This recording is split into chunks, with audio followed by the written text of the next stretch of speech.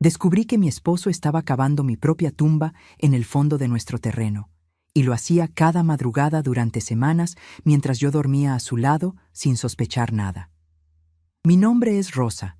Tengo 76 años hoy, y esta historia que voy a contarles sucedió hace 61 años, cuando yo tenía apenas 35 años de edad. Yo vivía en un rancho pequeño en el interior de Michoacán, con mi esposo Arnulfo. Nosotros no teníamos hijos, nunca pudimos tener, y en esa época aquello era motivo de vergüenza para mí. Las mujeres de la vecindad murmuraban a mis espaldas que yo era estéril, que no servía ni para darle un hijo al hombre. Pero hoy, mirando hacia atrás, le agradezco a Dios todos los días por no haber tenido ningún niño con ese hombre, porque si hubiera tenido hijos, tal vez no estaría aquí hoy contándoles esta historia. Antes de continuar, quería pedirles algo a ustedes que me están viendo ahora. Si les está gustando esta historia, dejen un like aquí abajo en el video. Eso ayuda mucho al canal a crecer y a llegar a más personas. Suscríbanse también para no perderse los próximos videos, porque tengo muchas historias de mi vida para contar. Y cuéntenme en los comentarios desde dónde me están viendo, qué ciudad, qué estado. Me encanta saber quién está del otro lado de la pantalla escuchando a esta abuela. Bueno, volviendo a mi historia. Era julio de 1962. Me acuerdo del mes exacto, porque acababa de cumplir años. Había cumplido 35 años el 12 de julio. Y fue justo después de mi cumpleaños que todo comenzó. En esa época, la vida en el campo era muy diferente a la de hoy. Nosotros no teníamos televisión, no teníamos teléfono, no teníamos nada de esas modernidades que ustedes tienen ahora. Nos levantábamos con el sol naciendo y dormíamos cuando oscurecía, porque luz eléctrica solo teníamos en la sala y en el cuarto. El resto de la casa era lámpara de petróleo. Nuestro rancho era pequeñito, unas 3 hectáreas no más. Teníamos una huertita, algunos árboles frutales, unas gallinas que yo criaba, y Arnulfo trabajaba en la tienda de don Augusto en el pueblo, que quedaba como a unos 4 kilómetros de allí. Él salía todos los días tempranito a las 6 de la mañana y regresaba como a las 6 de la tarde. Yo me quedaba sola todo el día, cuidando la casa, las gallinas, la huerta, lavando ropa en el lavadero, cocinando en la estufa de leña. Era una vida sencilla, pero yo no me quejaba. Pensaba que así tenía que ser, que ese era el destino de una mujer casada. Arnulfo nunca fue un hombre cariñoso, ¿saben? Él no era de esos maridos que llegaban a casa y le daban un beso a la esposa, preguntaban cómo había estado el día, esas cosas. Él era seco, callado, medio cerrado. Pero yo me había acostumbrado a su manera de ser. Nos habíamos casado hacía 12 años, yo con 23 y él con 28. Y en todo ese tiempo aprendí que el hombre era así, que no valía la pena esperar mucho cariño, que lo importante era tener qué comer en la mesa y un techo sobre la cabeza. Pero en ese julio del 62 algo cambió y todo comenzó con una cosa tan pequeña, tan tonta, que cualquier persona pensaría que yo estaba inventando problemas donde no los había. Todo comenzó con tierra mojada. Fue una mañana de jueves. Me acuerdo porque cada jueves yo mataba una gallina para hacer en la comida del domingo. Entonces, siempre me levantaba más temprano ese día para escoger cuál gallina iba a ser sacrificada. Debían ser como las 5:30 de la mañana cuando me levanté de la cama. Arnulfo todavía estaba durmiendo, roncando bajito, como siempre. Me puse mi bata encima del camisón, me calcé las chanclas y fui a la cocina a preparar el café. La cocina quedaba en el fondo de la casa y para llegar a ella tenía que pasar por la puerta trasera, esa puerta que daba al patio, donde dejábamos los zapatos de trabajo, las herramientas, esas cosas, y fue ahí, cuando pasé por esa puerta, que lo vi por primera vez. Los zapatos de trabajo de Arnulfo estaban tirados en la esquina, como él siempre los dejaba cuando llegaba del trabajo. Eran unos zapatos viejos, café oscuro, medio gastados, con la suela ya pidiendo cambio. Pero esa mañana había algo diferente en esos zapatos. La suela de ellos estaba llena de tierra, tierra fresca, húmeda, pegada, tierra mojada, ¿saben? Se podían ver los pedacitos de lodo rojo pegados en las ranuras de la goma. Me detuve ahí, mirando esos zapatos, y me pareció muy raro, porque hacía más de 3 semanas que no caía ni una gota de lluvia en esa región. La tierra estaba seca como hueso, agrietada, dura. Yo misma tenía que cargar cubetas de agua para regar la huerta todos los santos días, porque si no, las verduras se morían de lo seca que estaba la tierra.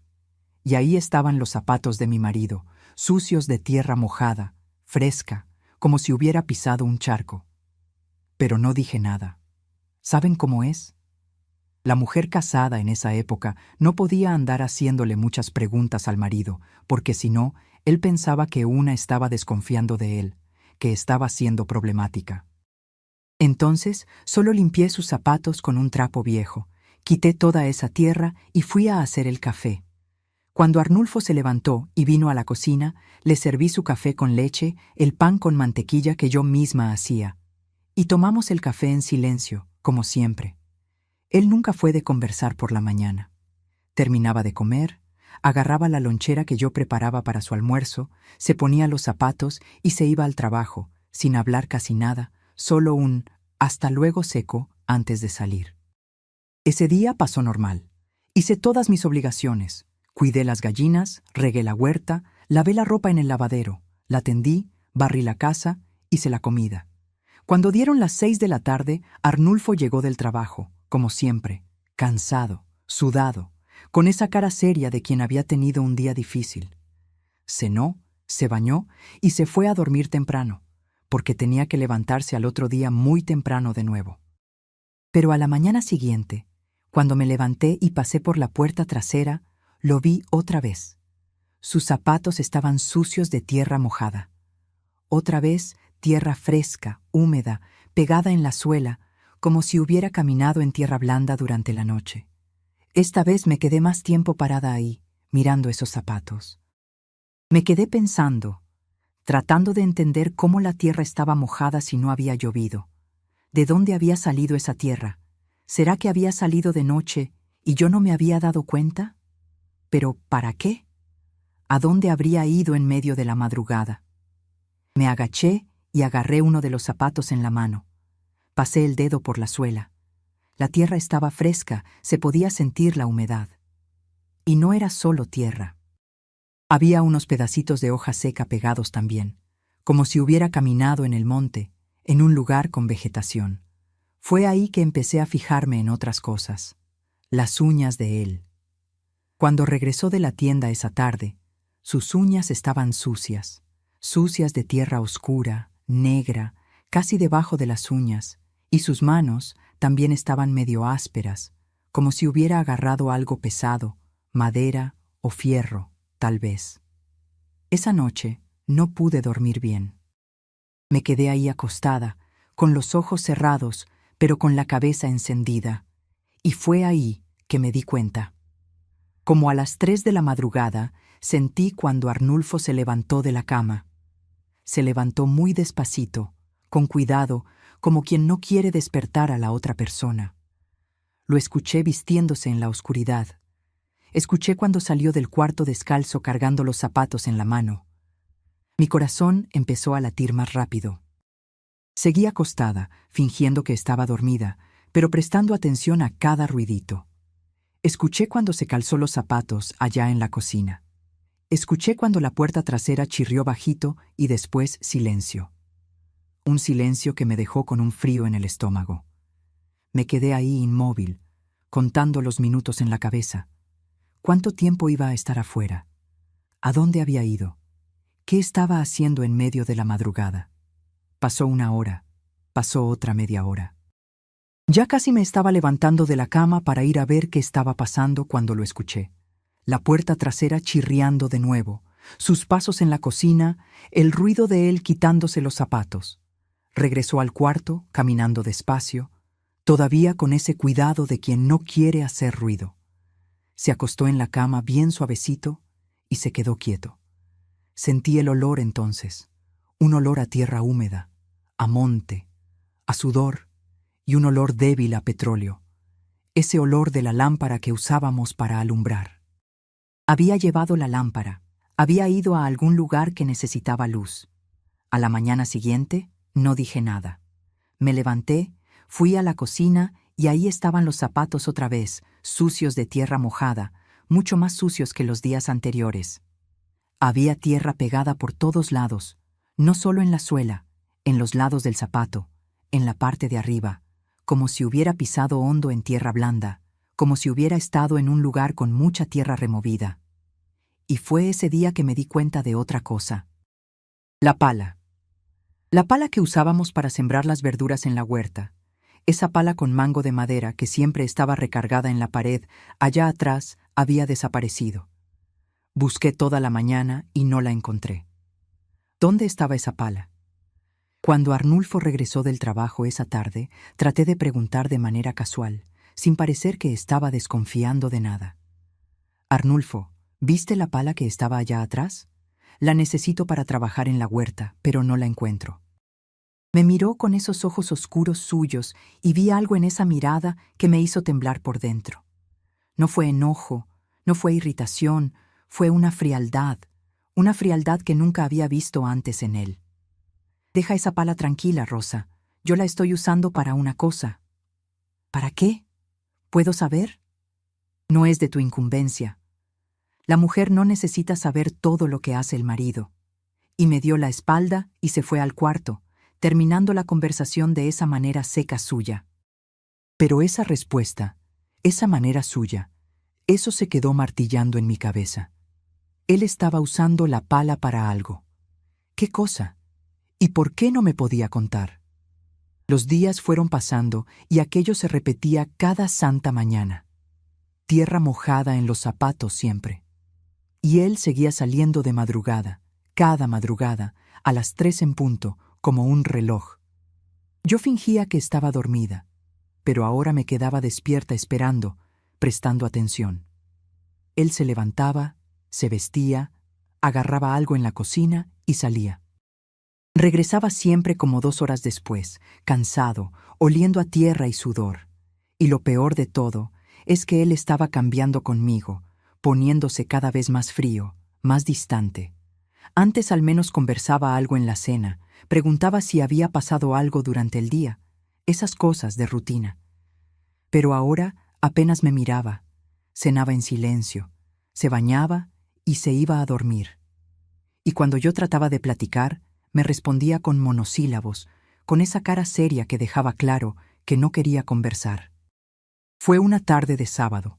Debían estar pasando unas 2 semanas de que todo aquello había comenzado, que fui al gallinero a recoger huevos y encontré la pala. Estaba escondida atrás del gallinero, recargada en la pared, cubierta con un costal viejo. Y cuando miré esa pala, vi que el mango estaba diferente.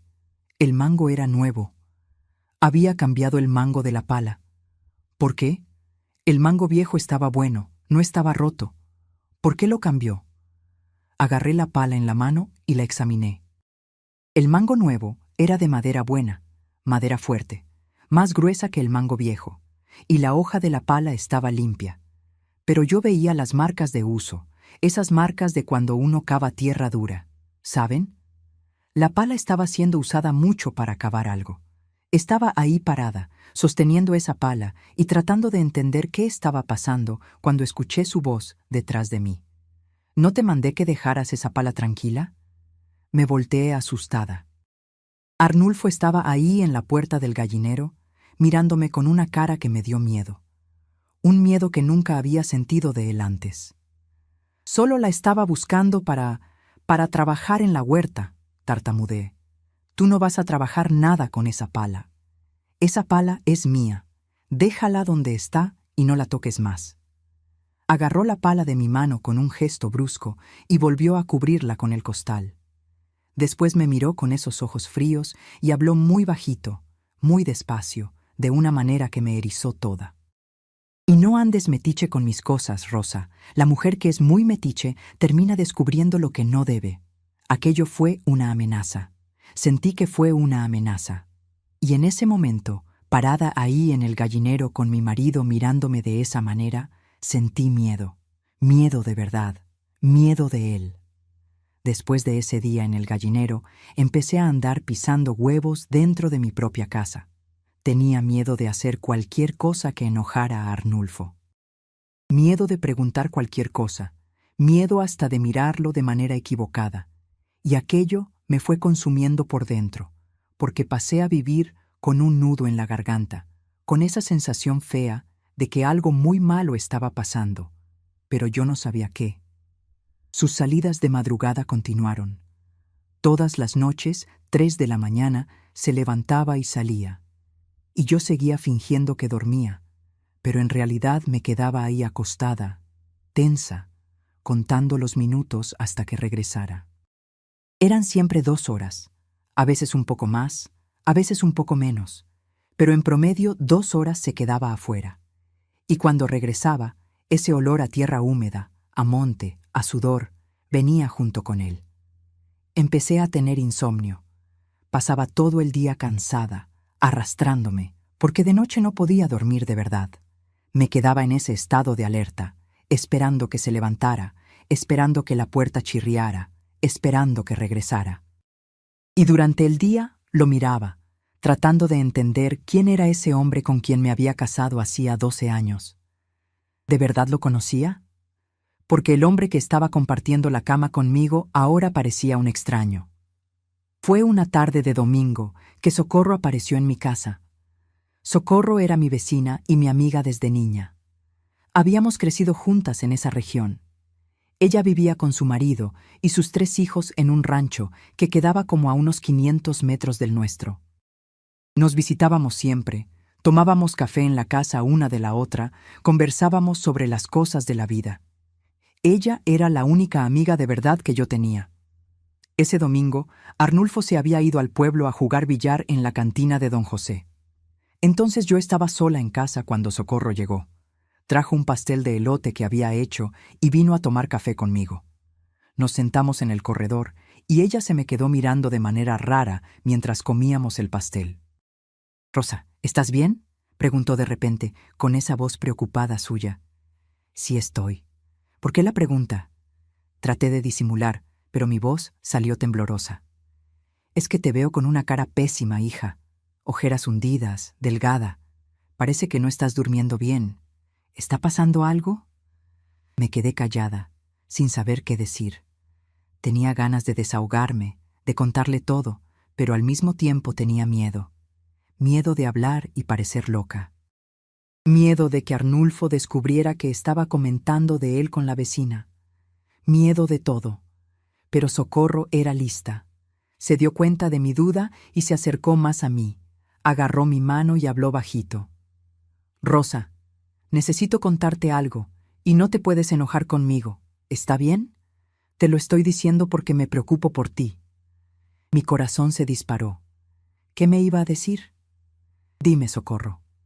Respiró hondo antes de continuar. «Yo no estoy durmiendo bien de noche. ¿Sabes cómo es? La menopausia me está atormentando. Me despierto varias veces en la madrugada con esas oleadas de calor. Y cuando me despierto, me quedo en la ventana de mi cuarto tomando aire fresco, mirando afuera, tratando de refrescarme.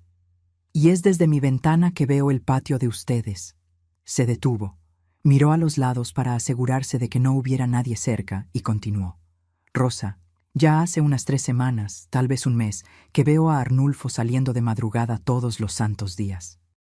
A las 3 de la mañana, puntual, sale por la puerta trasera con una lámpara encendida en la mano. Atraviesa el patio de ustedes y se va para ese fondo ahí, ¿sabes? Esa parte que tiene mucho monte que ni usan. Entra al monte y se queda ahí. Como 2 horas después, regresa. Sentí la sangre helarse en mis venas.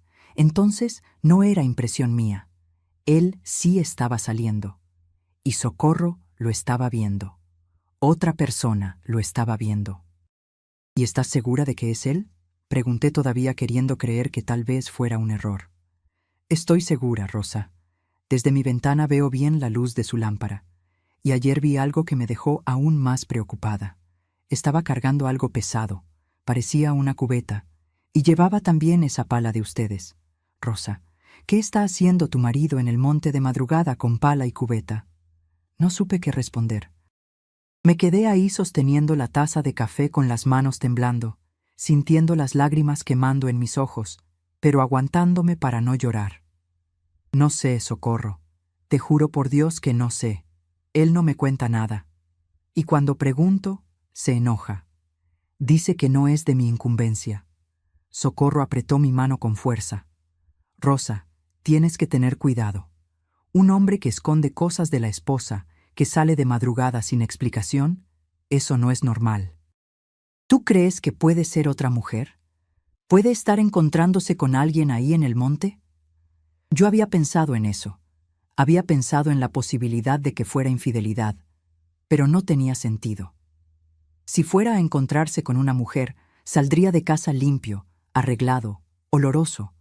No regresaría sucio de tierra, cansado, con las manos lastimadas. No, no era otra mujer. Era otra cosa, algo peor. Lo sentía en el fondo de mi alma. No sé, Socorro, pero tengo miedo, mucho miedo. Ella se quedó conmigo un rato más. Conversamos sobre otras cosas para disimular, pero cuando se fue, esa conversación siguió resonando en mi cabeza. 3 semanas, tal vez un mes. Ella lo estaba viendo salir todo ese tiempo. ¿Y llevaba pala y cubeta para hacer qué? ¿Cavar qué? Esa noche, cuando Arnulfo regresó de la cantina, estaba diferente. Estaba más hablador, casi animado, lo cual era raro, porque él nunca era así. Cenó, se bañó, y cuando vino a la sala donde yo estaba remendando una ropa, se sentó en la silla frente a la mía y se me quedó mirando. Rosa, necesito saber algo. Mi corazón dio un brinco. La manera en que lo dijo, serio, esos ojos fijos en mí, me dio un escalofrío. ¿Qué cosa? ¿Ese seguro de vida que tu papá te dejó cuando murió, todavía está vigente? Mi papá había muerto 5 años antes, en 1957. Él era ferrocarrilero jubilado y tenía un seguro de vida pequeño que había hecho a través del sindicato. Cuando murió, el seguro pagó un dinero para mí, que era hija única. No era una fortuna, pero era un dinero bueno. Junto con unos ahorros que él tenía guardados, alcanzaba para comprar una casa buena en el pueblo, si yo quisiera. Pero yo había dejado todo guardado, invertido en una cuenta de ahorros que mi papá había abierto para mí antes de morir. Sí está. ¿Por qué quieres saber? Es bueno saber esas cosas, Rosa. Uno nunca sabe el día de mañana, ¿no? Si te pasa algo, yo necesito saber dónde están los papeles, dónde está guardado ese dinero. Sería bueno que me mostraras dónde guardas esas cosas. La forma en que dijo aquello, ese tono de voz, esa frialdad. Si te pasa algo. No fue si nos pasa algo, fue si te pasa algo. A mí. Los papeles están guardados en un lugar seguro. Si se necesita, te los muestro. No, Rosa, quiero que me los muestres ahora, ahora mismo. No era una petición, era una orden, y había algo en su manera, en su postura, que me dijo que era mejor obedecer. Entonces me levanté, fui al cuarto, abrí el ropero y saqué de dentro de una caja de zapatos vieja todos los documentos. La póliza del seguro, el comprobante de la cuenta de ahorros, la escritura del rancho que estaba a mi nombre, porque había sido herencia de mi papá. Él agarró los papeles de mi mano y se quedó examinándolos uno por uno, despacio, leyendo cada línea. Y mientras leía, yo veía esa expresión en su cara. No era curiosidad, era cálculo. Estaba calculando algo. ¿Cuánto hay en la cuenta de ahorros? Preguntó sin quitar los ojos del papel. Hay el valor que mi papá dejó más los rendimientos de estos 5 años. Debe estar cerca de los 30,000 pesos ahora. En esa época era un dinero considerable. No era para hacerse rico, pero alcanzaba para vivir cómodo por un buen tiempo. Alcanzaba para comprar una casa y todavía sobraba. ¿Y si tú mueres, ese dinero para quién queda? La pregunta me dejó helada. Si tú mueres. Otra vez hablando de mi muerte. ¿Por qué estaba tan interesado en eso? Queda para mi esposo. ¿Para ti? Respondí, sintiendo la voz temblar. Asintió con la cabeza, despacio, como si estuviera confirmando algo que ya sabía. Después dobló los papeles, me los devolvió y dijo: «Guarda eso bien guardado. Es importante. y se fue a dormir. Se fue a dormir como si no acabara de hacer preguntas sobre mi muerte, sobre el dinero que iba a recibir si yo moría, como si fuera la cosa más normal del mundo. No pude dormir esa noche. Me quedé acostada en la oscuridad, con el corazón latiendo fuerte, pensando en esa conversación, pensando en la tierra mojada en los zapatos, pensando en las salidas de madrugada, pensando en la pala, pensando en todo. Y las piezas empezaron a encajar en mi cabeza de una manera que me llenó de pavor. En los días siguientes empecé a prestar atención a cosas que antes pasaban desapercibidas. Empecé a observar el patio con otros ojos. Y fue ahí que me di cuenta de que había una parte del patio bien al fondo que Arnulfo nunca me dejaba acercarme. Era un área que tenía mucho monte, unos plátanos, unas papayas, todo medio abandonado. Y cada vez que yo hablaba de limpiar esa área, de quitar el monte para sembrar algo útil, él era categórico. «Deja eso tranquilo, Rosa. Ese rincón tiene víboras. Es peligroso. No vayas ahí». Antes obedecía sin cuestionar, pero ahora, después de todo, aquello tomó un significado diferente. ¿Por qué no quería que fuera ahí? ¿Qué había en ese rincón del patio que le interesaba tanto mantenerme lejos? Un día, cuando él estaba en el trabajo, decidí ir hasta allá. Mi corazón latía fuerte, mis piernas temblaban, pero necesitaba ver, necesitaba saber. Atravesé el patio, pasé las gallinas y fui caminando despacio hasta esa área de monte. Cuando llegué cerca, vi que en medio del monte había un camino. Un camino que no existía antes, un camino que había sido abierto recientemente, porque la vegetación de los lados estaba toda aplastada, pisoteada. Alguien había pasado ahí muchas veces, siempre por el mismo lugar, y había creado un camino. Empecé a seguir ese camino, apartando las ramas, las hojas, pisando despacio para no hacer ruido. No sé bien por qué, pero sentía que necesitaba ser silenciosa. El camino iba serpenteando entre los plátanos, se iba poniendo más cerrado, más oscuro, hasta que llegó a un punto donde había un claro pequeño. Y en ese claro, en el suelo, vi marcas, marcas en la tierra.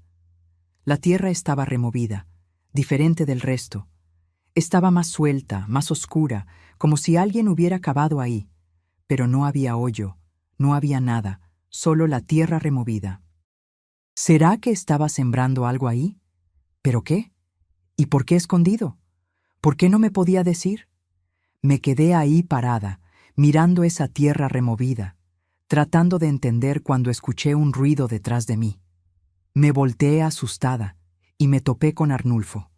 Había regresado del trabajo más temprano y estaba ahí parado, mirándome con una expresión en la cara que me hizo querer correr. «¿Qué estás haciendo aquí, Rosa?» Yo solo estaba... No pude terminar la frase.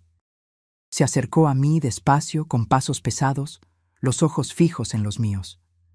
«¿No te dije que no vinieras aquí? ¿No te dije que es peligroso?» «Perdón, Arnulfo. Solo tenía curiosidad». «La curiosidad mató al gato, Rosa. ¿Sabías eso?» La forma en que dijo aquello, con ese tono bajo, casi susurrando, me hizo temblar toda. No era una broma, era una amenaza clara. «Regresa a la casa ahora y no vuelvas aquí nunca más, nunca más». ¿Me entendiste? Salí de ahí corriendo, tropezándome con las ramas, con el corazón queriendo salirse por la boca. Y cuando llegué a la casa, cerré la puerta de la cocina con llave y me quedé ahí recargada, llorando, temblando, con más miedo del que había sentido en toda mi vida. Esa noche él no cenó conmigo. Se quedó afuera hasta tarde, sentado en el corredor, fumando cigarro tras cigarro, cosa que no hacía normalmente. Yo me quedé en la cocina fingiendo que estaba ocupada, pero en realidad estaba aterrada. Cuando finalmente entró, se bañó y se fue a dormir. Me acosté a su lado, pero no pegué el ojo. Y cuando dieron las 3 de la madrugada, se levantó como siempre y salió. Pero esta vez, cuando salió, yo me levanté también. Con mucho cuidado, muy despacio, fui hasta la ventana del cuarto que daba al patio trasero y me quedé espiando. Vi la luz de su lámpara atravesando el patio. Vi cuando entró a ese camino en el monte y vi cuando la luz se detuvo allá en el claro.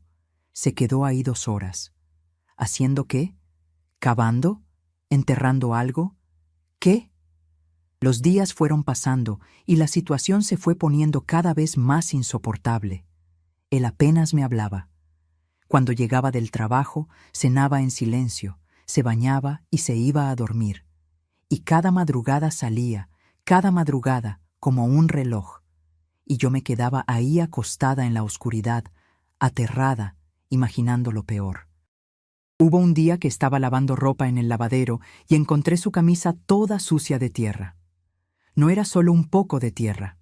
Era mucha tierra pegada en la tela, en las mangas, en el pecho, como si se hubiera arrastrado en el suelo o hubiera cavado con tanta fuerza que la tierra le había salpicado. Y sus manos se estaban llenando de callos nuevos, de ampollas que reventaban y se convertían en heridas, manos de quien estaba trabajando pesado, cavando, agarrando mango de pala, haciendo fuerza. Pero su trabajo en la tienda de don Augusto no era trabajo de fuerza, era trabajo de mostrador, de atender clientes, de anotar ventas en libreta. ¿De dónde salían esos callos? Una noche, unos 10 días después de esa conversación sobre el seguro, llegó a casa con una cara extraña, una cara que no pude descifrar. No era enojo, no era tristeza. Era una mezcla de cansancio con determinación, como si hubiera tomado una decisión importante. Cenó en silencio, como siempre, pero cuando terminó de comer, en vez de irse a bañar, se quedó sentado ahí en la mesa, mirándome, y después habló. «Rosa, ¿tu hermana está bien de salud?» La pregunta me agarró de sorpresa.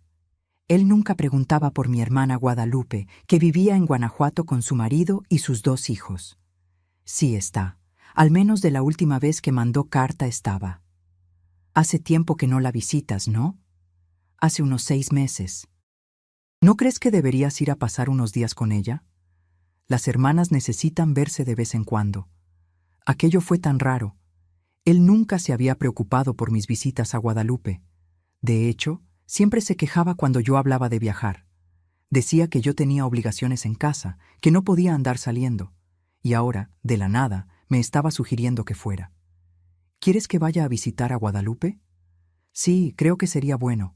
Estás muy nerviosa últimamente, muy estresada. Unos días lejos de aquí te harían bien.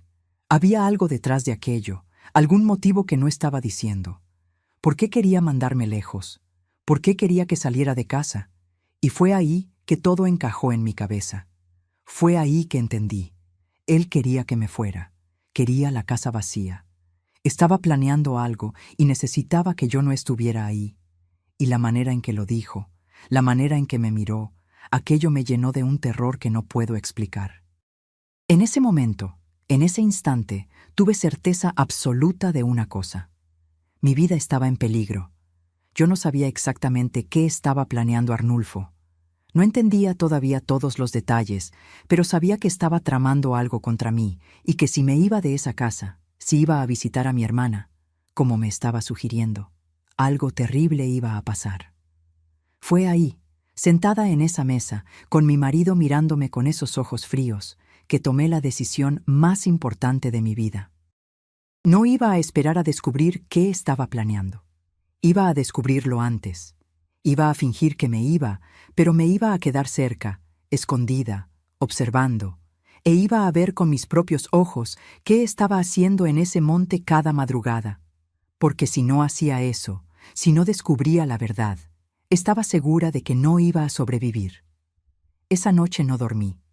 Me quedé acostada en la oscuridad, con los ojos abiertos, escuchando la respiración de Arnulfo a mi lado y planeando cada detalle de lo que iba a hacer. Mi cabeza estaba hirviendo, el corazón latiendo tan fuerte que pensaba que él iba a escuchar. Pero necesitaba mantener la calma, necesitaba pensar bien, porque si me equivocaba, si él descubría lo que estaba planeando, no sabía de qué era capaz de hacerme. Cuando amaneció, me levanté e hice todo como siempre. Preparé el café, lo serví, actué normal. Y cuando estaba terminando de comer antes de irse al trabajo, hablé con la voz más natural que pude.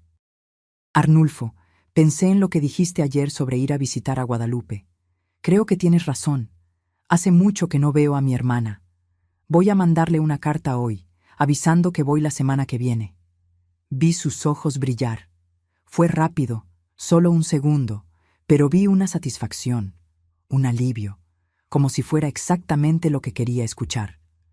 Me parece buena idea, Rosa. Te va a hacer bien. ¿Cuántos días piensas quedarte? Unos 3 días, tal vez 4.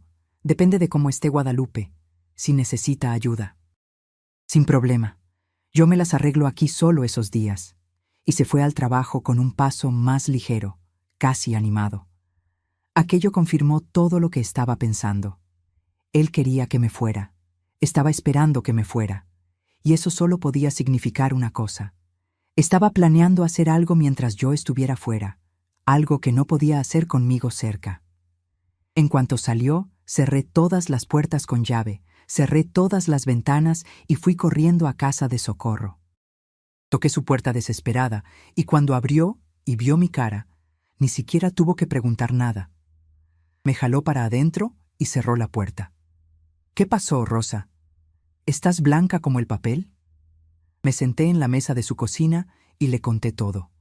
Le conté sobre las preguntas del seguro, sobre él sugiriendo que viajara, sobre la tierra mojada, sobre el camino en el monte, sobre todo. Y entre más hablaba, más asustada se ponía la cara de Socorro. Dios mío, Rosa, ¿tú crees que él está queriendo...? No terminó la frase, pero las dos sabíamos lo que estaba pensando. No sé qué está queriendo, Socorro, pero sé que es algo malo, muy malo, y necesito descubrir qué es antes de que sea demasiado tarde. ¿Y qué vas a hacer? Respiré hondo antes de hablar. Voy a fingir que me voy de viaje. Voy a decirle que mañana temprano voy a tomar el camión de las 5 de la mañana, pero no voy a ir. Me voy a quedar escondida aquí en tu casa, si me dejas. Y de madrugada, cuando salga, como siempre sale, lo voy a seguir. Voy a ver qué está haciendo allá en el monte. Socorro se me quedó mirando asustada y vi cuando iba a decir que era peligroso, que era una locura. Pero antes de que dijera cualquier cosa, agarré su mano y le dije: Socorro, si no hago esto, si no descubro qué está tramando, tengo miedo de lo que me pueda pasar. Tú eres mi única amiga, mi única esperanza. Por favor, ayúdame. Apretó mi mano de vuelta y vi las lágrimas en sus ojos. Está bien, Rosa, puedes quedarte aquí escondida, pero prométeme que vas a tener cuidado, mucho cuidado. Regresé a casa más aliviada. Al menos tenía a Socorro de mi lado. Pasé el resto del día fingiendo normalidad, haciendo mis obligaciones, pero por dentro estaba muy nerviosa. A cada rato iba a la ventana, miraba ese fondo del patio donde estaba el camino. Trataba de ver algo, pero de día no se podía ver nada. Era todo muy cerrado, muy escondido por el monte. Cuando Arnulfo llegó del trabajo esa tarde, yo estaba preparada. Había ensayado mentalmente lo que iba a decir, cómo iba a actuar. Entró y antes de que preguntara, yo ya le estaba hablando. Arnulfo, mandé recado con don Toño, que pasa por Guanajuato cada semana. Avisé a Guadalupe que voy mañana. Voy a tomar el camión de las 5 de la mañana, entonces tengo que salir de aquí a las 4:30 para llegar a la central a tiempo. ¿Mañana ya?, preguntó, y vi otra vez ese brillo en sus ojos. Esa satisfacción mal disimulada. Sí, entre más pronto mejor, ¿no? Así aprovecho bien los días allá. Es verdad, ¿quieres que te lleve a la central? No, no hace falta. Tú tienes que trabajar mañana temprano. Voy a pie. No está lejos. ¿Estás segura? Sí, estoy segura. Se quedó contento con aquello. Cenó bien esa noche. Hasta estaba conversando más de lo normal, haciendo preguntas sobre Guadalupe, sobre el viaje.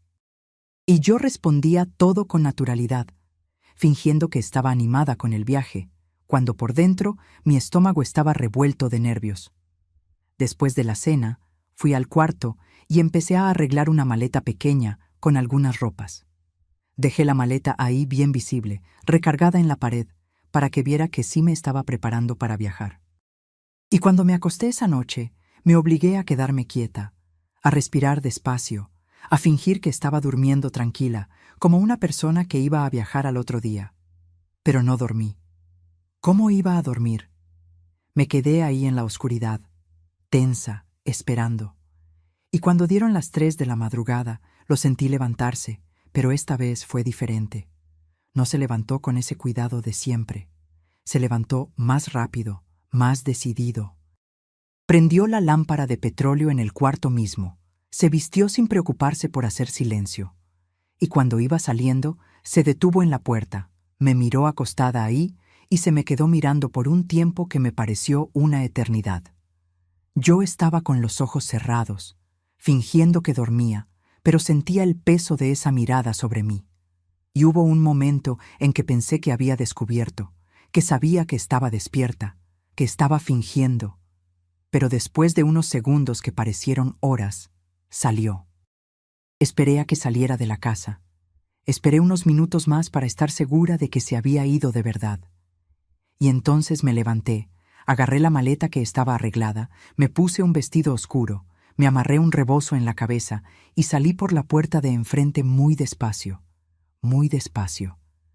La madrugada estaba oscura, sin luna. Solo había las estrellas en el cielo y ese silencio pesado que hay de madrugada en el campo. Atravesé el patio corriendo, agachada, con miedo de que estuviera viendo, con miedo de que estuviera en algún lugar observando. Llegué a casa de Socorro y toqué la puerta bajito. Ella ya estaba despierta esperándome y me jaló para adentro rápidamente. ¿Salió?, susurró. Sí salió. Ahora esperamos hasta cerca de las 5 de la mañana, que es la hora en que iba a tomar el camión. Entonces salgo por el frente de tu casa con la maleta, caminando hacia el pueblo, por si está mirando de lejos, que vea que de verdad me fui. Nos quedamos ahí en su cocina, en la oscuridad, solo con una velita prendida, conversando bajito, esperando que pasara el tiempo. El marido de Socorro y sus hijos estaban dormidos, entonces teníamos que quedarnos en silencio. Y en esas 2 horas de espera, sentí un miedo que nunca había sentido antes, un miedo que me consumía por dentro, que hacía que todo mi cuerpo temblara. ¿Y si te hace algo cuando vayas a seguirlo?, preguntó Socorro, sosteniendo mi mano. Voy a tener cuidado, me voy a quedar lejos, solo observando. Solo necesito ver qué está haciendo allá, necesito entender. Cuando el reloj de la sala marcó 10 para las 5, agarré mi maleta, abrí la puerta de enfrente de la casa de Socorro y empecé a caminar por el camino que llevaba al pueblo. Caminé unos 100 metros, siempre mirando hacia atrás, siempre atenta. Si Arnulfo estuviera observando desde algún lugar, me iba a ver saliendo, iba a ver que me estaba yendo, como le había dicho. Después de esos 100 metros, escondí la maleta atrás de unos matorrales grandes que había en la orilla del camino y regresé corriendo a casa de Socorro. Entré por la puerta trasera esta vez y me quedé ahí escondida en su cuartito, ese cuartito pequeño que tenía vista a nuestro patio. Ahora esperamos, le dije a Socorro. Va a regresar del monte en un rato, va a entrar a casa y va a ver que ya no estoy ahí, que ya salí a tomar el camión. Y entonces va a pensar que ya me fui. Y fue exactamente lo que pasó. Como a las 5:30 de la mañana, vi la luz de su lámpara viniendo del fondo del patio. Lo vi entrando por la puerta trasera de la casa y después de unos 10 minutos lo vi saliendo otra vez, ya arreglado, con ropa limpia, yendo al trabajo como siempre. Pero su manera de caminar era diferente. Era más ligera, más suelta, como si un peso se hubiera quitado de sus espaldas. Creyó que me había ido. ¿Y ahora?, preguntó Socorro. Ahora esperamos hasta la noche, hasta mañana de madrugada. Necesito ver qué hace cuando piensa que está solo, cuando piensa que no hay nadie para ver. Ese día fue el día más largo de mi vida. Me quedé escondida en el cuartito de Socorro todo el día, sin poder salir, sin poder hacer nada. Solo miraba por la ventana, observando mi casa, observando el patio, esperando a que Arnulfo regresara del trabajo.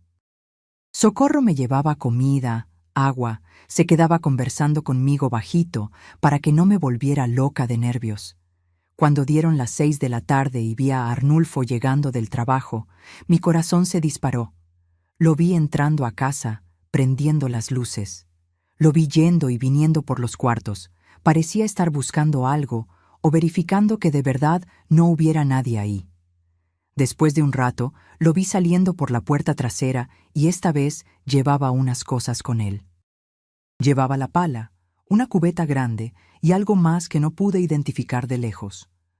Fue directo a ese camino en el monte y se quedó ahí. Se quedó ahí hasta que oscureció por completo, hasta que no se podía ver nada más. «Rosa, ¿estás segura de que quieres hacer esto?», me preguntó Socorro cuando me vio preparándome, poniéndome una ropa oscura, amarrándome el pelo hacia atrás. «Estoy segura. Si no descubro qué está haciendo, nunca voy a tener paz, nunca voy a poder regresar a casa, nunca voy a poder dormir tranquila. Necesito saber». El marido de Socorro había regresado del trabajo y ella le había contado todo. Don Octavio era un hombre bueno, trabajador, y cuando supo de mi situación se ofreció a ir conmigo. «No, don Octavio. Si él ve a un hombre siguiéndolo, va a sospechar, va a reaccionar. Pero si me ve a mí, si me atrapan, puedo decir que regresé del viaje más temprano, que vine a ver algo. Es menos peligroso así». No lo era. Yo sabía que no lo era, pero no podía arriesgar poner a otra persona en peligro. Aquello era entre Arnulfo y yo. Cuando dieron las 10 de la noche, vi las luces de mi casa apagarse. Se había ido a dormir, o al menos eso parecía. Y ahí comenzó la espera más angustiante de mi vida. Me quedé ahí en la ventana, mirando esa casa oscura, esperando a que dieran las 3 de la madrugada. Socorro se quedó despierta conmigo. No conversábamos, solo nos quedábamos ahí sentadas en la oscuridad esperando. Y yo rezaba. Rezaba bajito, pidiéndole a Dios que me protegiera, pidiéndole a la Virgen que me diera fuerza, pidiendo que no me pasara nada malo. Cuando el reloj dio las 3, vi la puerta trasera de mi casa abriéndose, la luz de la lámpara apareciendo y la silueta de Arnulfo saliendo con la pala en la mano y la cubeta. Atravesó el patio y entró a ese camino del monte. «Ahora», le dije a Socorro, «ahora voy». «Por favor, Rosa, ten mucho cuidado», susurró, y vi que estaba llorando. Salí por la puerta trasera de casa de Socorro y empecé a atravesar su patio en dirección a mi patio. Mi corazón latía tan fuerte que pensé que me iba a desmayar. Mis piernas temblaban tanto que apenas podía caminar. Pero continué andando despacio, muy despacio, pisando con cuidado para no hacer ruido. Llegué al límite entre los patios y brinqué la cerca baja de alambre que separaba las propiedades. Caí del otro lado y me quedé agachada ahí por unos instantes, esperando, escuchando, nada. Solo el sonido de los grillos, de las cigarras, del viento en las hojas. Empecé a atravesar mi propio patio, sintiéndome una intrusa, sintiéndome como si estuviera invadiendo un lugar que no era mío. Pasé las gallinas que dormían en el gallinero, pasé la huerta, pasé el área que yo conocía hasta llegar a esa parte del fondo, esa parte prohibida. Vi la entrada del camino en el monte y vi allá al fondo una luz débil, la luz de su lámpara. Él estaba ahí, y yo iba a descubrir qué. Entré al camino pisando de puntitas, aguantando la respiración, con miedo de pisar alguna rama y hacer ruido. El camino era estrecho, cerrado por los 2 lados con vegetación. Había plátanos, había monte, había bejucos, y entre más avanzaba, más oscuro se ponía, porque las plantas se cerraban arriba, haciendo una especie de túnel verde. Fui caminando despacio, muy despacio, siempre con los ojos en la luz allá adelante. La luz se quedaba quieta en un lugar. Él estaba quieto, haciendo algo. ¿Qué? Entre más me acercaba, más podía escuchar. Había un ruido rítmico, un ruido de metal golpeando la tierra. ¡La pala! Estaba cavando algo. Llegué lo suficientemente cerca para poder ver a través de las hojas de los plátanos. Me agaché, me escondí atrás de un plátano grande y miré. Y lo que vi hizo que mi sangre se helara en las venas.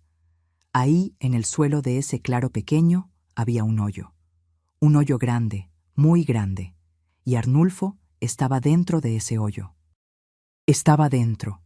Solo la cabeza y los hombros se veían afuera, cavando, echando tierra para arriba con la pala. Y el hoyo era hondo, muy hondo. Me puse la mano en la boca para no gritar. Mis piernas flaquearon y casi me caí ahí mismo, porque entendí en ese momento, en ese instante horrible, entendí todo. Ese hoyo era del tamaño de una persona, el largo de una persona acostada y el ancho de una persona. Y la profundidad era de una tumba de panteón. Estaba cavando una tumba para enterrarme. Me quedé ahí paralizada, viéndolo cavar, viéndolo parar de vez en cuando, agarrar la cubeta de agua y echarla en la tierra del fondo para ablandarla, para facilitar cavar. Por eso la tierra siempre estaba mojada en sus zapatos. Por eso hacía aquello cada madrugada. Estaba cavando mi tumba, estaba preparando el lugar donde me iba a enterrar. Me había mandado de viaje porque pensaba que cuando regresara ya iba a tener todo listo, ya iba a poder ejecutar su plan, matarme, enterrarme ahí. Y nadie nunca iba a saber dónde estaba. Yo simplemente iba a desaparecer. Y él se iba a quedar con mi dinero, con mi seguro, con todo. Y fue en ese momento, viéndolo ahí dentro de ese hoyo, que lo escuché. Lo escuché hablando solo, hablando bajito, pero yo podía escuchar porque el silencio de la madrugada dejaba que los sonidos viajaran. Un día más, solo un día más, y está listo. Entonces, cuando regrese, resuelvo esto de una vez. Rosa desaparece. Nadie nunca la encuentra, y yo me quedo con todo. Me voy a otro pueblo, empiezo de nuevo. Nadie va a sospechar nada. Las lágrimas bajaron quemando por mi cara. Estaba casada hacía 12 años con ese hombre. 12 años. Lo había cuidado, le había lavado la ropa, le había hecho de comer, había compartido la cama con él. Y ahí estaba cavando mi tumba, planeando mi asesinato, hablando de hacerme desaparecer, como si yo fuera menos que nada. No sé cómo logré regresar. No sé cómo mis piernas me cargaron de vuelta por el camino, por el patio, hasta la casa de Socorro. Cuando entré por la puerta trasera, Socorro me vio y gritó bajito, porque debía tener una cara horrible. «Dios mío, Rosa, ¿qué pasó? ¿Qué viste?» Me caí en el suelo ahí mismo, sollozando, temblando toda.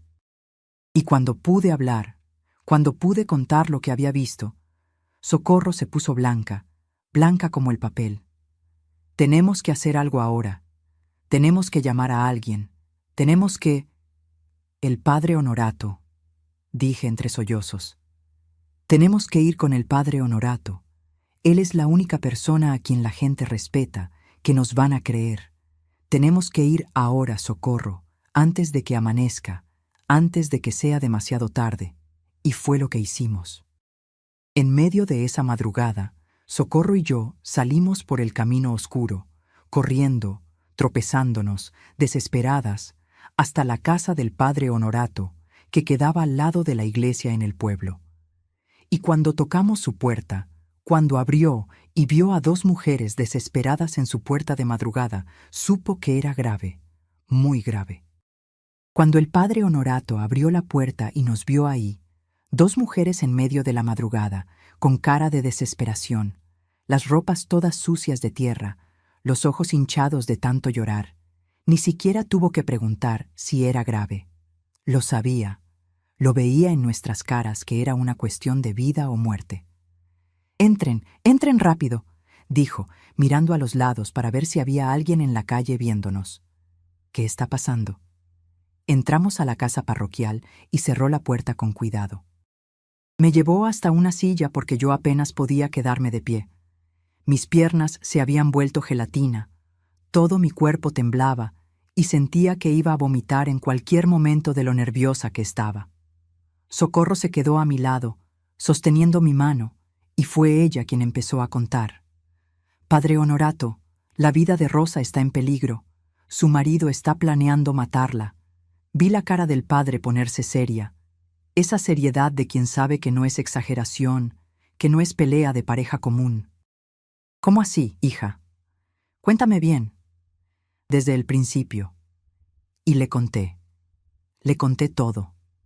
Sobre la tierra mojada en los zapatos, sobre las salidas de madrugada, sobre la pala escondida, sobre las preguntas del seguro de vida, sobre él queriendo mandarme de viaje.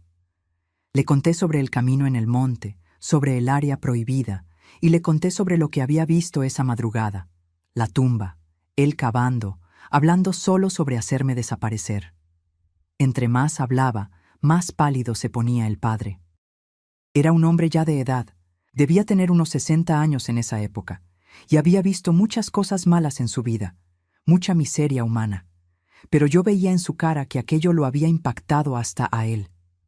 Dios mío, susurró cuando terminé de contar. Dios mío, qué maldad dentro de una casa, dentro de un matrimonio. Padre, necesita ayudarme, le supliqué sosteniendo su mano. No tengo a dónde ir, no tengo a nadie. Si regreso a esa casa, me va a matar. Sé que lo va a hacer. Está esperando que regrese del viaje para hacerlo. Tiene que hacer algo, por favor. El padre se quedó en silencio por unos instantes, pensando. Vi cuando tomó la decisión. Ustedes se van a quedar aquí. No salgan de aquí por nada. Voy a ir a la comandancia ahora mismo. Voy a llamar al comandante. Voy a llamar testigos. Vamos a ir a ese rancho cuando aclare el día y vamos a ver esa tumba con nuestros propios ojos. Si lo que me estás contando es verdad, y yo creo que sí, ese hombre va a ser arrestado hoy mismo. ¿Y si se da cuenta de que no viajé? ¿Y si descubre y destruye las pruebas? ¿Y si tapa el hoyo antes de que ustedes lleguen? No va a dar tiempo. Él va al trabajo en un rato, ¿no? Vamos a llegar cuando él esté en la tienda. Ni siquiera va a saber qué está pasando hasta que sea demasiado tarde. El padre salió en esa madrugada todavía. Nos dejó en su casa con su ama de llaves, una señora mayor que cuidaba de la casa parroquial. Ella nos hizo un té de hierbabuena y se quedó ahí haciéndonos compañía, rezando bajito, mientras Socorro y yo esperábamos. Yo no podía dejar de temblar. Ahora que había contado todo, ahora que había otras personas que sabían, la realidad me había caído encima con un peso horrible. Mi marido quería matarme.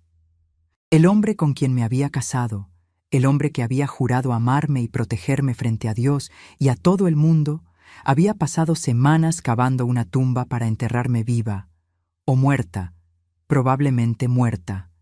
¿Cómo iba a hacerlo? Esa pregunta no salía de mi cabeza. ¿Cómo exactamente estaba planeando matarme? ¿Me iba a envenenar?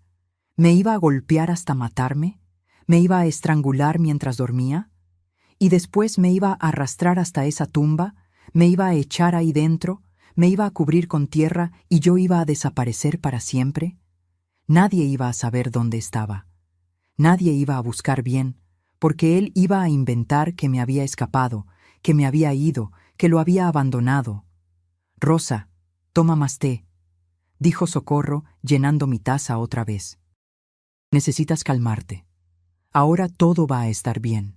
El padre va a resolver esto. Pero ¿cómo iba a estar todo bien? ¿Cómo iba a volver la vida a la normalidad después de descubrir algo así? ¿Cómo iba a poder volver a dormir, a confiar en alguien, después de saber que la persona más cercana a mí quería verme muerta? Nos quedamos ahí esperando hasta que el sol empezó a salir. Debían ser como las 6 de la mañana cuando el padre regresó. Y no regresó solo. Trajo al comandante del pueblo, un hombre grande llamado Aurelio, y 2 policías más. Trajo también a don Augusto, el dueño de la tienda donde trabajaba Arnulfo, y otros 3 hombres del pueblo, comerciantes respetados que iban a servir de testigos. El comandante Aurelio vino a hablar conmigo. Se arrodilló frente a la silla donde yo estaba sentada para quedar a mi misma altura. Doña Rosa, el padre me contó todo, y usted va a tener que repetir la historia para mí con todos los detalles. Porque si es verdad lo que está diciendo, estamos hablando de intento de homicidio premeditado. Esto es muy serio. Y le conté otra vez, cada detalle. Y él iba haciendo preguntas, anotando todo en una libreta. ¿Cuánto tiempo llevaba pasando? ¿A qué hora exactamente salía? ¿Qué llevaba? ¿Qué lo había escuchado decir? Todo. ¿Y usted vio esa tumba con sus propios ojos? Sí, señor. Lo vi dentro del hoyo cavando. Vi el tamaño. Es del tamaño de una persona acostada. No hay otra explicación. Está bien. Vamos para allá ahora. Don Augusto ya fue a la tienda y mandó a Arnulfo a hacer un mandado a otro pueblo. Va a tardar todo el día en regresar. Entonces tenemos tiempo de llegar, ver todo y estar esperándolo cuando regrese. Salimos todos juntos, yo, Socorro, el padre, el comandante, los 2 policías y los hombres que iban a servir de testigos. Una comitiva entera caminando por el camino de tierra en medio de la mañana. La gente que pasaba miraba curiosa, pero nadie preguntaba nada. En el campo, todos saben cuando está pasando algo serio. Cuando llegamos al rancho, mi corazón estaba disparado otra vez. Ver esa casa, ese patio, todo lo que había sido mi hogar durante 12 años, ahora parecía un escenario de pesadilla. El comandante pidió que Socorro y yo mostráramos dónde estaba el camino. Es ahí al fondo, comandante, señaló Socorro. En esa parte llena de monte hay un camino que abrió en medio de los plátanos. Y fuimos todos juntos. Yo iba adelante con Socorro y atrás venían los hombres. Cuando llegamos a la entrada de ese camino, sentí un apretón en el pecho. No quería entrar ahí otra vez, no quería ver aquello otra vez, pero necesitaba que ellos vieran, necesitaba pruebas. Entramos por el camino, uno atrás del otro. El comandante iba comentando, observando todo. De verdad hay un camino aquí. Alguien pasó por aquí muchas veces. Miren, las plantas están todas aplastadas, pisoteadas. Y miren aquí en el suelo, huellas de zapato, muchas huellas. Entre más avanzábamos, más tenso se ponía el aire. Hasta que llegamos al claro. Y ahí estaba la tumba. La maldita tumba que Arnulfo había pasado semanas cavando. Los hombres se quedaron parados en silencio, mirando aquello. Era un hoyo rectangular de unos 2 metros de largo, 1 metro de ancho, y de profundidad debía tener más de 1,5 metros. Los lados eran rectos, bien hechos, como si alguien hubiera medido bien, hubiera planeado cada centímetro. Y la tierra alrededor estaba toda suelta. Había montones de tierra echados a los lados y estaba la cubeta ahí, esa cubeta que usaba para traer agua y mojar la tierra. El comandante fue hasta la orilla de la tumba y miró para adentro. Después me miró a mí. Doña Rosa, usted tiene razón. Esto es una tumba y fue cavada hace poco. La tierra todavía está fresca en algunos lugares. Alguien pasó mucho tiempo trabajando en esto. Uno de los hombres que había venido como testigo, don Domingo, que tenía una tienda en el pueblo, estaba blanco como el papel. Dios mío, esto fue hecho para enterrar a una persona. No hay otra explicación. Miren el tamaño, miren la profundidad. Esto es una tumba de panteón. El padre Honorato se persignó y empezó a rezar bajito. Y yo, viendo todo aquello otra vez, ahora a la luz del día, con testigos, con la realidad golpeando de frente, me derrumbé. Caí de rodillas ahí mismo y empecé a llorar. A llorar de una forma que nunca había llorado en mi vida, porque ahí estaba la prueba física, concreta, de que mi marido quería matarme. No era paranoia, no era exageración, era real, terriblemente real. Socorro se arrodilló a mi lado y me abrazó. Y nos quedamos ahí, 2 amigas llorando abrazadas en la orilla de esa tumba que había sido cavada para tragarme. Está bien, ya vimos suficiente, dijo el comandante. Ahora vamos a esperar a que Arnulfo regrese. Alguien se queda aquí de guardia para que no destruya la prueba y el resto viene conmigo a la casa. Cuando llegue, lo arrestamos. Dejaron a uno de los policías vigilando la tumba y el resto regresamos a la casa. El comandante mandó a todos esperar en la sala y nos quedamos ahí en ese silencio pesado, esperando al hombre que había intentado cavar mi sepultura regresar a casa. Fueron las horas más largas de mi vida. El ama de llaves del padre había traído agua, había hecho café, pero yo no podía comer ni beber nada. Solo podía quedarme ahí sentada, temblando, esperando. Fue casi a las 6 de la tarde cuando escuchamos el ruido de alguien llegando. Pasos en el patio, la puerta trasera abriéndose y su voz. «Rosa, ¿ya regresaste?» Había regresado más temprano de lo acordado. Debía estar ansioso, queriendo verificar si ya había llegado del viaje. El comandante hizo una seña para que todos nos quedáramos callados y fue hasta la cocina. Escuché cuando habló. «Buenas tardes, Arnulfo. ¿Te acuerdas de mí? Soy el comandante Aurelio». Silencio. Y después la voz de Arnulfo, vacilante, confundida. «Comandante, ¿qué está haciendo en mi casa? Necesito que vengas conmigo a la sala. Hay unas personas aquí que quieren hablar contigo». Escuché sus pasos viniendo por el pasillo, y cuando Arnulfo entró a la sala y me vio ahí sentada, viva, su cara cambió.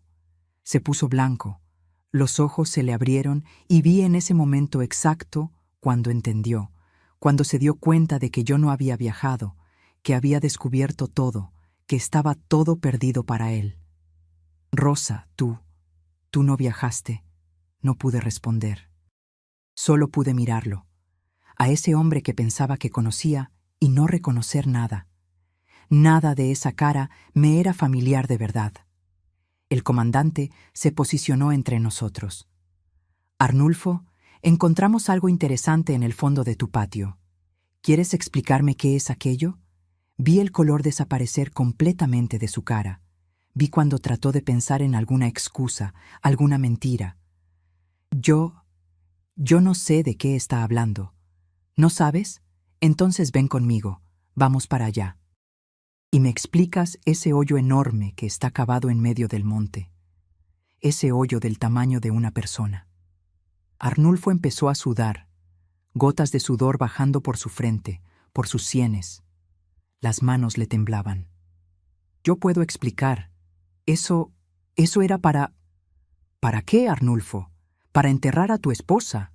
Y en ese momento, en ese instante, algo se rompió en él. Tal vez fue ver que había demasiados testigos, que estaban el comandante, el padre, los hombres respetados del pueblo, todos ahí mirándolo con asco. O tal vez fue ver que no había forma de mentir, de inventar excusa para aquello. No había explicación inocente para una tumba así.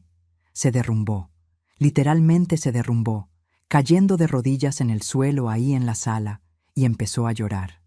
Y cuando empezó a hablar, cuando empezó a confesar, fue peor de lo que imaginaba, mucho peor. «Necesitaba el dinero», dijo entre sollozos. «Necesitaba mucho. Tengo otra familia. Tengo otra mujer y 3 hijos en Celaya. Ella no sabe de ustedes. Ustedes no saben de ella. Estoy manteniendo 2 casas, 2 vidas, y ya no puedo. No tengo dinero para sostener todo. Y cuando supe que Rosa tenía esa herencia, ese seguro, ese dinero guardado, pensé que era la solución. Si ella desaparecía, si moría y nadie encontraba el cuerpo, después de un tiempo podría declararla como desaparecida, quedarme con el dinero, vender el rancho y empezar en otro lugar, con la otra familia, la familia que de verdad quiero». Escuchar aquello fue como recibir una puñalada en el pecho. Tenía otra familia, 3 hijos, otra mujer.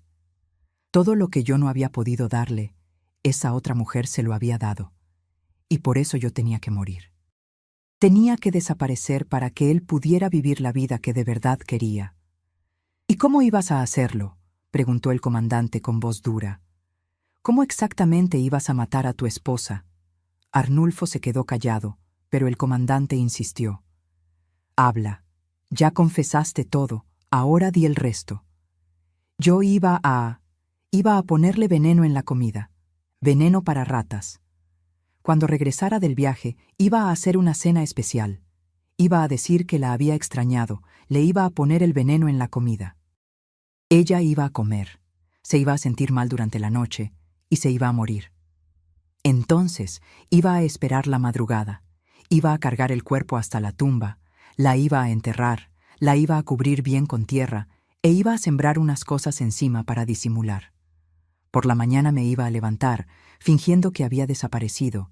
La iba a buscar y avisar que se había ido.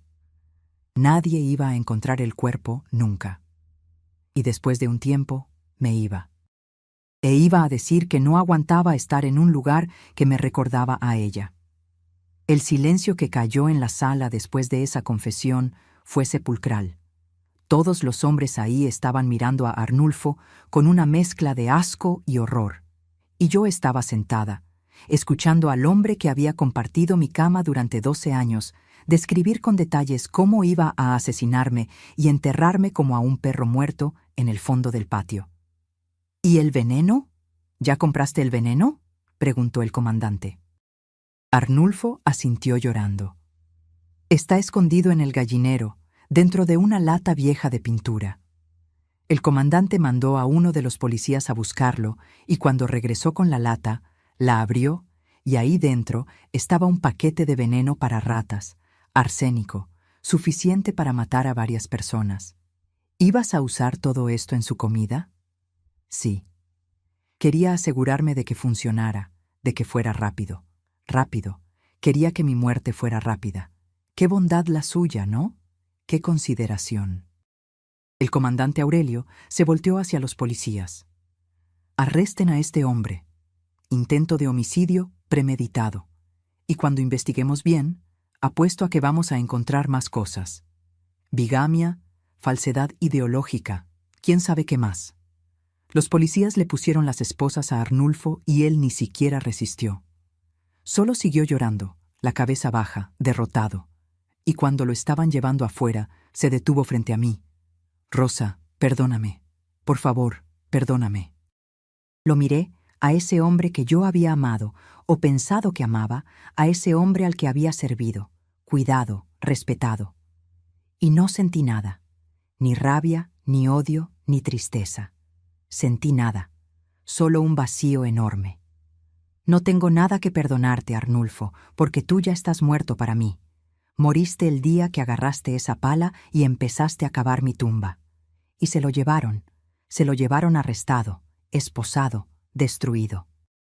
Y yo me quedé ahí en esa casa que había sido mi prisión, viva, pero completamente destrozada por dentro. El padre Honorato vino hasta mí y puso su mano en mi hombro. Fuiste muy valiente, hija, muy valiente. Salvaste tu propia vida. Pero yo no me sentía valiente. Me sentía vacía, perdida. Porque aunque había sobrevivido, aunque había descubierto a tiempo, una parte de mí había muerto ese día. La parte que todavía creía en el amor, la parte que todavía confiaba en las personas, la parte que todavía pensaba que el mundo era un lugar seguro. Esa parte de mí había sido enterrada en esa tumba junto con los 12 años de matrimonio que pensé que habían significado algo. Después de que se llevaron a Arnulfo arrestado, me quedé en esa casa unos días más. No porque quisiera, sino porque no tenía a dónde ir en ese momento. Socorro me ofreció su casa. El padre ofreció que me quedara en la casa parroquial, pero rechacé. Necesitaba quedarme ahí en esa casa y enfrentar cada cuarto, cada recuerdo, cada pedazo de ese lugar que había sido el escenario de mi casi muerte. Las primeras noches no pude dormir en esa cama. No pude acostarme en el lugar donde había compartido el colchón con un hombre que planeaba matarme. Entonces dormí en la sala, en un colchón viejo que puse en el suelo, con todas las puertas cerradas con llave, con un cuchillo de cocina debajo de la almohada. Aunque sabía que él estaba arrestado, aunque sabía que no podía hacerme daño, mi cuerpo no lo entendía. Mi cuerpo todavía estaba en estado de alerta, esperando el peligro. La noticia de lo que había pasado se esparció por todo el pueblo en cuestión de días. En el campo, las noticias vuelan. Y una noticia así, entonces, ni se diga. Todo el mundo comentaba. En la tienda, en la iglesia, en la plaza, en todo lugar, la gente hablaba sobre Arnulfo, que había cavado una tumba para matar a su propia esposa. Algunas personas venían hasta el rancho, curiosas, queriendo ver la tumba con sus propios ojos. Tuve que pedirle al comandante que mandara a alguien a cerrar esa área porque se había vuelto una especie de atracción mórbida. El proceso criminal empezó rápido. El comandante Aurelio fue muy eficiente, reunió todas las pruebas, todos los testimonios. Estaba la tumba, estaba el veneno, estaba su confesión, estaban los testigos que habían visto todo. Y cuando investigaron su vida bien, descubrieron cosas que ni yo sabía. La otra familia en Celaya era real. Se había casado con esa mujer hacía 8 años en lo civil, usando documentos falsos. Tenía 3 hijos con ella, y el mayor tenía 7 años. O sea, había empezado esa segunda vida cuando todavía estaba casado conmigo, hacía apenas 4 años. La mujer de allá, cuando descubrió que tenía otra esposa, que le había mentido sobre todo, quedó devastada. Ella pensaba que estaba casada con un hombre trabajador, honesto, que viajaba mucho por trabajo. No sabía que tenía toda otra vida aquí, que pasaba la mitad de la semana conmigo y la mitad con ella, que éramos 2 mujeres engañadas por el mismo hombre. El juicio fue 4 meses después de su arresto. Fue en diciembre de 1962. Tuve que ir al tribunal, tuve que sentarme en esa silla y contar todo otra vez frente a todos, frente a él. Y cuando lo miré ahí, sentado en el banquillo de los acusados, esposado, con esa ropa de preso, parecía más pequeño. Parecía un hombre quebrado, destruido, y aunque después de todo lo que había hecho, aunque después de haber planeado mi asesinato, no sentí satisfacción al verlo así. Solo sentí una tristeza profunda, una tristeza por todo lo que pudo haber sido y no fue. El juez lo condenó a 20 años de prisión. 20 años por intento de homicidio calificado, por bigamia, por fraude. Cuando leyeron la sentencia, él no reaccionó, solo bajó la cabeza y aceptó. Y yo, sentada ahí en la galería con Socorro a mi lado, respiré hondo por primera vez en meses, porque aunque sabía que iba a estar preso, parte de mí había tenido miedo de que lograran atenuar, de que saliera, de que regresara. Pero no regresó. Fue transferido a una penitenciaría en la Ciudad de México y nunca más lo volví a ver en persona. Supe años después, a través del abogado que manejó el divorcio, que había muerto en la cárcel. Fue en 1971, 9 años después de haber sido arrestado. Dijeron que fue el corazón, un infarto. Tenía 55 años. Y cuando recibí la noticia, no lloré. Tampoco sentí alivio. Solo sentí que ese capítulo, ese libro entero de mi vida finalmente se había cerrado. Pero volviendo a esos primeros meses después de su arresto, necesitaba tomar decisiones sobre mi vida. No podía quedarme en ese rancho. No podía seguir viviendo en un lugar donde casi había sido asesinada, donde había una tumba cavada para mí en el fondo del patio. Entonces decidí vender. Puse el rancho a la venta en enero de 1963 y en marzo ya había aparecido un comprador, una pareja joven que estaba empezando su vida, que no sabía de toda la historia, que solo quería un lugar para vivir y sembrar. No les conté sobre la tumba. Solo les vendí el terreno y me fui. Me fui a empezar de nuevo, lejos de ahí, lejos de los recuerdos, lejos del dolor. Y aquí estoy hoy, 61 años después, contando esta historia para ustedes. Sobreviví. Descubrí a tiempo. Tuve el valor de enfrentar el peligro y salvar mi propia vida. Si les gustó esta historia, no olviden dejar su like aquí abajo y suscribirse a Diario de la Abuela para más historias de mi vida. Y cuéntenme en los comentarios, ¿desde dónde me están viendo? Me encanta saber quién está del otro lado escuchando a esta abuela. Hasta la próxima, mis queridos. Y recuerden, confíen en sus instintos. A veces esa vocecita interior que les dice que algo está mal es la que les puede salvar la vida.